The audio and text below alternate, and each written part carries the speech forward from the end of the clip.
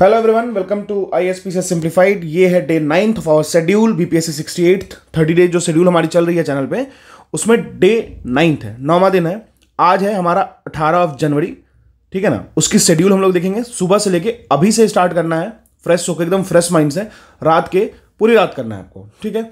उस अभी से लेकर पूरी रात तक में आपको कम से कम 8 से 10 घंटे निकालने हैं। इन टॉपिक्स को कैसे भी सिंप्लीफाई करना है, हमारा काम है सिंप्लीफिकेशन का। देखिए अभी तो मैं टॉपिक्स डाल नहीं पा रहा हूँ क्योंकि अभी हमारे पास टाइम कम है, ठीक है। मैं वीडियोज डालूंगा तो मेरे पास टाइम बचेगा नहीं, ठीक है ना।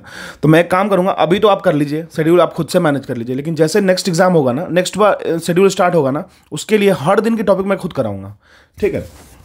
तो स्टार्ट करते हैं। स्टार्ट करने से पहले कुछ लोग इसकी PDF मांग रहे हैं। मेरी मानिए, आप एक डायरी मेंटेन कीजिए। वैसे मैं इसकी PDF अभी डाल देता हूं जस्ट, लेकिन आप डायरी मेंटेन कीजिए और डेली शेड्यूल को खुद से लिख लिया कीजिए। 4 से 5 लाइन तो है ही, वो आप लिख सकते हो, आपके लिए ज़्यादा अच्छा रहेगा। मैं एक डायरी मेंटेन करता था, मैं उसकी सैंपल आपको दिखा दूंगा, ठीक है। चलिए स्टार्ट करते हैं आज के टेलीग्राम। और अगर आपने मेरे टेलीग्राम चैनल को ज्वाइन नहीं किया है, ISPCS सिंप्लीफाइड, आप जाके सर्च करो और ज्वाइन कर लो। आगे बहुत सारा कंटेंट आने वाला है, ये तो आप समझ लो, क्योंकि जैसा जैसा मैंने फील किया है ना, कंटेंट की बहुत कमी है, ठीक है ना। खासकर अच्छे कंटेंट की मैं डाल दूंगा, जो भी मैंने खुद से बनाया है, जो भी सोर्सेज को मैंने कलेक्ट किया है इधर उधर से। रही बात टेस्ट की, तो टेस्ट मैंने एक डाल दिया है, अभी भी मैं एक टेस्ट बना रहा हूँ इम्तिहान की, वो भी डाल दूंगा और उसकी PDF भी डाल दूंगा, ठीक है। स्टार्ट करते हैं। आज की डे है इंडियन ज्योग्राफी के साथ, ठीक है ना। इंडियन ज्योग्राफी की पहली पार्ट हम लोगों ने कंप्लीट कर रखी थी, जो कि टोटल पहली पार्ट को पूरा डिवीजन खत्म कर रखा था। आज हम लोग physical division of Indian geography की बात करेंगे। फिजिकल डिवीजन की बात करेंगे, उसमें कौन कौन सी टॉपिक आती है देखिए। उसमें जो मेन टॉपिक है ना, वो है, हेडिंग है नेचुरल रीजन ऑफ इंडिया। जितने भी नेचुरल रीजन है इंडिया के, उसको पढ़ेंगे हम लोग। देखिए उसमें कौन कौन सा आता है। माउंटेनस रेंजेज करेंगे हम लोग, ठीक है, माउंटेन रेंजेज करेंगे। फिर उसके बाद माउंटेन रेंजेज में नॉर्थ इंडिया की रेंजेज, ठीक है। उसके बाद साउथ एंड सेंट्रल इंडिया की रेंजेस करेंगे। जस्कर हो गया, लद्दाख हो गया। फिर उसके बाद आपको मिडिल हिमालय, ट्रांस हिमालय, जो ग्रेटर हिमालय है, ठीक है ना। ग्रेटर हिमालय में जो नेपाल की पार्ट डैम जेम हो गई, ठीक है ना। और फिर साउथ एंड सेंट्रल इंडिया की, सेंट्रल इंडिया में देख लीजिए आप लोग, सतपुरा रेंजेज हो गया, फिर अमरकंटक रेंजेज हो गया, फिर मध्य प्रदेश मतलब की रेंजेज हो गई। फिर गुजरात में चले जाएंगे तो गिर रेंजेज हो जाएगा, ठीक है ना। अगर हम लोग वहाँ चले जाते हैं, गुरु शिखर हो गया, वो तो हिल हो गया गुरु शिखर आपको राजस्थान में, ठीक है ना।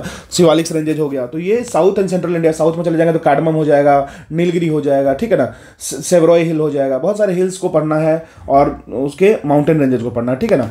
तो आप आगे चलते हैं। तो याद रखिएगा, north India, south and central India की कंप्लीट माउंटेन रेंजेज को खत्म करना है, ठीक है। उसके बाद हम लोग ये खत्म करने के बाद आ जाएंगे माउंटेन पिक्स पे। उसी रेंजेज में जो पीक्स हैं, हाईएस्ट पीक्स हैं, उसको पढ़ लेंगे हम लोग, ठीक है। पिक्स को पढ़ लेंगे। अब देखिए उसके बाद पढ़ेंगे वैली को पढ़ लेंगे। उसके बाद पासेस को, फिर ग्लेशियर्स। सारी टॉपिक ना आपको घटना चक्र में 1 से 2 पेज की टॉपिक्स है।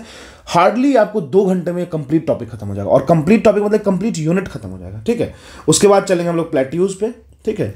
फिर हम लोग खत्म करेंगे coastal regions plus coast lines. Coastal region जैसे मालाबार रीजन हो गया, ठीक है ना। फिर आपको जैसे कोंकण रीजन हो गया। फिर मालाबार रीजन कहने का मतलब केरल वाला रीजन, ठीक है ना। फिर उसके बाद आपको कन्नड़ रीजन हो गया। फिर आपको जो भी होता है, सिरकस रीजन हो गया। फिर जो माउथ ऑफ महानदी खुलता है, वो बे ऑफ बंगाल वाला रीजन हो गया, ठीक है। ये याद रखिए। कोस्ट लाइन पढ़ेंगे, कहाँ की कोस्ट लाइन सबसे ज़्यादा, कहाँ की कोस्ट लाइन सबसे कम, गुजरात में कितना कोस्ट लाइन, तमिलनाडु की कितनी कोस्ट लाइन, असेंडिंग ऑर्डर में क्या, डिसेंडिंग ऑर्डर में क्या, ठीक है ना। फिर हम लोग बात कर लेंगे आइसलैंड की। आइलैंड में आप ध्यान रखिएगा, अरेबियन आइलैंड, अरेबियन सी में जो है या फिर बे ऑफ बंगाल में जो है, उसको अच्छे से करना है हमें। आइलैंड्स पे क्वेश्चन मैपिंग में फ्रेम होते हैं, ठीक है ना। तो ये टॉपिक हो गया आपको इंडियन ज्योग्राफी की, ये आपको करना है अच्छे से, ठीक है ना। ये कंप्लीट टॉपिक आपको कंप्लीट टॉपिक आपको कहीं जाने की जरूरत नहीं है, कोई लूसेंट कुछ खोलने की जरूरत नहीं है। आपको बस डायरेक्ट जाना है घटना चक्र पे जाना है। चैप्टर नंबर 2 खोलना है। 2 की सब डिवीजन सही है, छोटे छोटे टॉपिक्स में बटे हुए हैं, ठीक है ना। हार्डली आपको मुश्किल से 20 पेजेस होंगे और 20 पेजेस के MCQ तो ऐसे लगा दीजिएगा आप, क्योंकि आप इतने एक्सपीरियंस्ड हैं, ठीक है ना। चलते हैं। अब देखिए जनरल साइंस में आते हैं हम लोग। जनरल साइंस में हम लोग बात करेंगे तो हम लोग अभी केमिस्ट्री पोर्शन हमारा चल रहा है, उसमें एलॉयज करेंगे। एलॉयज मतलब होता है 2 और मोर मिक्सचर ऑफ मेटल्स को जब हम मिलाते हैं तो डिफरेंट एलॉयज का फॉर्मेशन होता है। ब्रास हो गया, फिर बहुत सारे हैं, और ये रूबी मेटल्स हो गया, फिर जर्मन सिल्वर हो गया। देखिए एग्जाम में इतना पूछता है ना, पिछले बार ब्रास पूछा था और इतना ईजी था कि बच्चों के मुंह पे रहता है, ठीक है ना। 2 से 8 साल के बच्चों से पूछ लोगे तो बता देगा। तो आपको याद करना है, और इसको याद करने के लिए ट्यूशन में जाइएगा, वहाँ पे एक टेबल दिया हुआ है, ठीक है। टेबल याद करने मुश्किल होता है, किसी को बैठाइएगा, अपने रिलेटिव्स को या किसी अपने फ्रेंड को बैठा के उससे ट्रिक्स बनाइएगा। लोकल में, मैथिली में बनाइए, भोजपुरी में बनाइए, एकदम देसी मगही में बनाइए, एकदम हिंदी में बनाइए, इंग्लिश में बनाइए, आपको उर्दू में बनाइए, जिसमें कंफर्टेबिलिटी होती है, ठीक है ना। उसकी बनाइए, ठीक है ना, उसमें बनाइए और याद कीजिए, कैसे भी याद कीजिए, एग्जाम में एक क्वेश्चन तो आप एक्सपेक्ट करते हो इससे, ठीक है ना। उसके बाद हम लोग बात करेंगे नॉन मेटल्स की। नॉन मेटल्स हम लोगों ने ऑलरेडी कंप्लीट किया, ओर एंड मिनरल्स ऑलरेडी कंप्लीट किया लास्ट डे में। अब आज हम लोग बात करेंगे नॉन मेटल्स की, उसमें कार्बन कंपाउंड्स की पहले बात करेंगे, जो कार्बन से कंपाउंड बनते हैं, ठीक है ना, उसको देखेंगे, ये काफी इंपॉर्टेंट है, इसको 5 स्टार मार लीजिएगा, एग्जाम में पूछता है। उसके बाद हम लोग बात करेंगे, देखिए, सल्फर से बना हुआ कंपाउंड को, नाइट्रोजन से बने हुए कंपाउंड्स को, फिर हैलोजन से बने हुए कंपाउंड्स को, ठीक है ना, हैलोजन्स प्लस इनर्ट गैसेस, ठीक है ना, ऐसे गैसेस जो किसी से रिएक्ट नहीं करते हैं। तो आप देखिएगा इसका, मैं ये ना सीक्वेंस वाइज सीरीज है और प्रायोरिटी वाइज है, जो अच्छी टॉप प्रायोरिटी जो एग्जाम में आता है उसके अकॉर्डिंग है, ठीक है ना, तो आप ये कर लीजिएगा। उसके बाद इस चैप्टर को तो आप ऐसे कीजिए ना जैसे कि आपने कभी सोचा ही नहीं था कि ये पढ़ना भी है।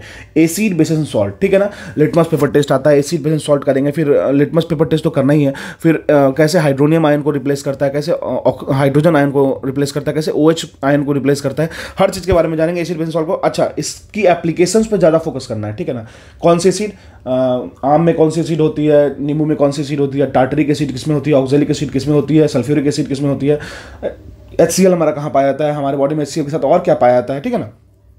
तो अच्छे से खेलना है एसिड बेस सॉल्ट के साथ। फिर हमारा पेट खराब हो जाए तो हम लोग कौन सी बेस लेंगे, मिल्क ऑफ मैग्नीशिया किसको कहते हैं, ठीक है ना, फिर एक्वारेगिया किसको कहते हैं, ठीक है ना, कितने रेशियो को HCl/KNO3 किसको मिलाएंगे, कितने परसेंटेज में, तो सारा कॉम्पोजिशन का खेल है। और याद रखिएगा इसको सिर्फ और सिर्फ लूसेंट से करना है, ठीक है ना, लूसेंट से रट लीजिएगा और जाकर के घटना चक्र लगा लीजिएगा, हार्डली 2-2 पेजेस का होगा, ठीक है ना। तो ये हो गया हमारा जनरल साइंस का आज केमिस्ट्री का पोर्शन। देखिए आप आराम से देखिए कर रहे हैं ना, हम लोग हिस्ट्री कंप्लीट हो गया ना, साथ में हम लोग का ज्योग्राफी का, इंडियन ज्योग्राफी का 80% चैप्टर कंप्लीट हो गया ना। उसके बाद हम लोग अब आ गए ना केमिस्ट्री पे, और कोई बर्डन हुआ क्या, अभी भी हमारे पास 25 दिन है, हम चाहे तो फिर से 0 से स्टार्ट करके सिलेबस को फिर से खत्म कर सकते हैं, ठीक है ना। और ये नहीं है, सेल्फ टेस्टेड है और कर भी सकते हैं आराम से। अब आते हैं करंट अफेयर की बात करते हैं। करंट अफेयर में हम लोग मार्च 2022 की वन लाइनर करेंगे। आप कहोगे कि अरे मार्च पे जाना क्या जरूरत है, हम चलते हैं ना, हम बस मार्च से करते हैं, मार्च से लेकर जनवरी 15 तक, मार्च से लेकर जनवरी 15 तक करते हैं। लगभग 1 ईयर का तो हमारे पास कंटेंट होना चाहिए बीपीएससी एग्जाम देने जा रहे हो तो, ठीक है ना। मार्च 2022 की वन लाइनर एमसीक्यू कर लेंगे टॉपिक, और हमारा जो सोर्स होगा वो स्पीडी होगा, स्पीडी से कर लीजिए या एडिटोरियल से कर लीजिए या दोनों से कर लीजिए, आपके ऊपर है, ठीक है ना। मेरी मानिए तो एक बुक से पढ़िए, बार बार पढ़िए, वो ज़्यादा इफेक्टिव होगा। 2 to 3 टाइम्स पढ़ लीजिए, किसी अपने रिलेटिव्स को बैठा करके एकदम उसको लोकल समझाइए, उसको समझ आए ना आए, उसको बढ़िया से उसका दिमाग खा जाइए तो याद हो जाएगा, ठीक है।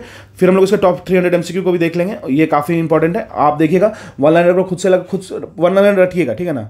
रटने कहना थोड़ा अजीब लगता है लेकिन रटना ही होगा। वन लाइनर रटिएगा, उसका जाइएगा, पीछे एमसीक्यू दे रखा होगा उसी मंथ का, तो उसको लगा दीजिएगा बिना देखे हुए, फिर उसका चेक कीजिएगा कितना सही हो रहा है आपका, ठीक है ना। और स्पोर्ट्स में मेरी जो प्लेलिस्ट है ना करंट अफेयर की, उसमें स्पोर्ट्स सेगमेंट मैंने डाल रखा है, उसको जाइएगा, उसमें देखिए स्पोर्ट्स की प्लेलिस्ट बनी होगी, उसको जाकर देख लीजिएगा, कंप्लीट देख के खत्म कीजिएगा इसको, ठीक है ना। इसी तरीके से हमारा टोटल हो गया। अच्छा, एक बात याद रखिए, सिर्फ हमारा ऐसा नहीं है कि शेड्यूल अभी भी चल रहा है, मेंस में भी चलेगा। एक चीज़ याद रखिए, 69 बीपीएससी आएगी, उसकी मैं डे 1 से बनाऊंगा, चाहे मेरे पास 3 महीना हो 4 महीना हो, मैं 4 महीने के कंप्लीट शेड्यूल को स्टैग्नेट करूंगा और उसको मैं खुद से पढ़ाऊंगा। कंप्लीट सीरीज को मैं घटना चक्र लूसेंट को साथ ले चलूंगा, जो स्टैंडर्ड टेक्स्ट बुक होंगे उसको भी मैं पार्ट में डालूंगा, ठीक है ना। स्पेक्ट्रम हो जाए या फिर लक्ष्मीकांत हो जाए, मैं डाल दूंगा, ठीक है ना। मतलब चीज़ों को डालूंगा जो बीपीएससी से कंसर्न होगी, मुझे कहीं और जाना ही नहीं है, मैं बीपीएससी के लिए सोच रहा हूँ अभी, ठीक है ना। यूपीपीसीएस की होगी वो अलग से बना दूंगा, कोई दिक्कत नहीं है, लेकिन हाँ शेड्यूल में स्टिक रहिए, जब तक हमारा कुछ हो नहीं जाता तब तक तो स्टिक रहना ही पड़ेगा ना। तो I wish you all the best for the next exam and I wish you all the best for the daily schedule, because daily schedule is also a target, ठीक है ना। जुड़ते हैं। और हाँ, इसकी पीडीएफ की बात रही तो देखिए मैं पीडीएफ डाल देता हूँ अभी, लेकिन मैं इसमें घस देता हूँ, ठीक है ना, तो वो गंदी हो जाती है, तो फालतू की उस पीडीएफ से कोई यूज़ नहीं है, मैं भी डाल देता हूँ पीडीएफ, आप जाके चेक कर लेना। और रही बात टेस्ट की, देखिए कॉपीराइट मेरा चैनल ना डिलीट हो जाए, इसलिए मैं कॉपीराइटेड चीज डालने की कोशिश नहीं करता हूँ, लेकिन हाँ ठीक है, अब डिलीट हो भी जाएगा तो कोई दिक्कत नहीं, मैं डाल दूंगा, ठीक है। सब्सक्राइब कीजिए मेरे चैनल को, अपने फ्रेंड्स को बोलिए, देखिए शेयर कीजिएगा ना तो आपकी खुद की स्ट्रेंथ बढ़ती है, एपी सेंटर बढ़ेगी, ठीक है ना। ऐसा नहीं है कि आप अगर शेयर कर दोगे तो हाँ कोई और जान लेगा तो कोई और बेनिफिट हो जाएगा। देखिए कोई और बेनिफिट हो या ना हो, 4 लाख 5 लाख बच्चे भरते हैं, तो कंपटीशन तो आपको वैसे भी कट थ्रोट है। आप किसी को शेयर कर दोगे तो ब्लेसिंग लोगे तो आपकी एग्जाम में लक फैक्टर काम आ जाएगी, ठीक है। This is all about simplification of the day. This is 18th of January. I wish you all the best. Thank you.